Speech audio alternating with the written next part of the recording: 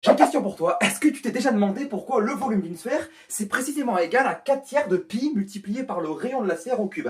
Dans cette vidéo, nous allons procéder à la démonstration de ce résultat.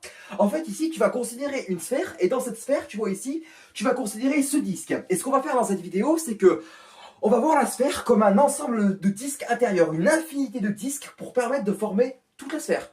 Et donc tu m'auras compris en fait, le but de notre vidéo pour trouver le volume de la sphère complète, ça va être en fait d'additionner les aires de tous les disques intérieurs qui constituent la sphère. Et comme ça, on pourra ici trouver le volume complet de la sphère, parce que le volume, c'est délimité ici par ce qu'il y a à l'intérieur. Et ce qu'il y a à l'intérieur en termes d'air, ça va être les aires des disques. Donc du coup, on va sommer les aires des disques. Je vais te montrer ici comment ça se passe. En fait, ici, dans la formule, tu as le rayon de la sphère au cube. Donc ici, question du rayon de la sphère.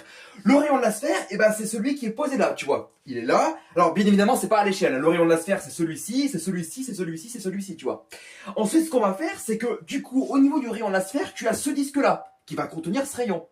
Eh bien, regarde ce qui va se passer. Si tu considères un autre disque, par exemple le disque que je t'ai représenté en vert, on va s'intéresser au rayon de ce disque. Tu es bien d'accord avec moi que le rayon du disque vert qui est positionné ici, c'est pas le même que celui-là, parce que là, tu vois ici avec la bordure de la sphère, ce rayon-là, il sera forcément plus petit que celui-ci qui est posé là.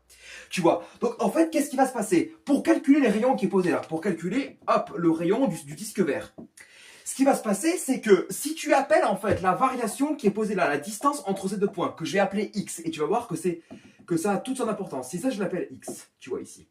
Que ça, c'est le rayon de la sphère R. Qu'est-ce que tu peux me dire par rapport à cette distance que j'ai appelée A ici? Qu'est-ce que tu peux me dire pour cette distance?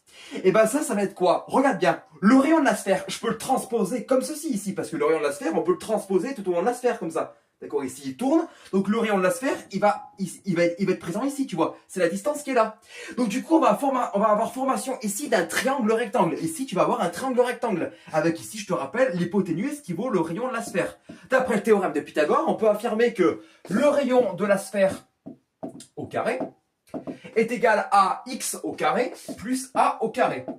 Et nous, en fait, moi, ce que je vais isoler, c'est précisément le A carré qui est positionné ici. Je vais t'expliquer pourquoi.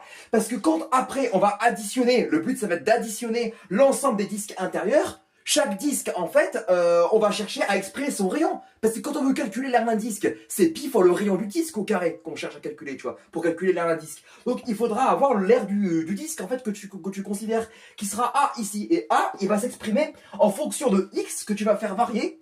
Et le rayon de la sphère qui, lui, par conséquent, ne bouge pas. Ici, tu peux dire que A carré, c'est égal à le rayon de la sphère au carré moins X au carré. Et maintenant, regarde ce qui va se passer.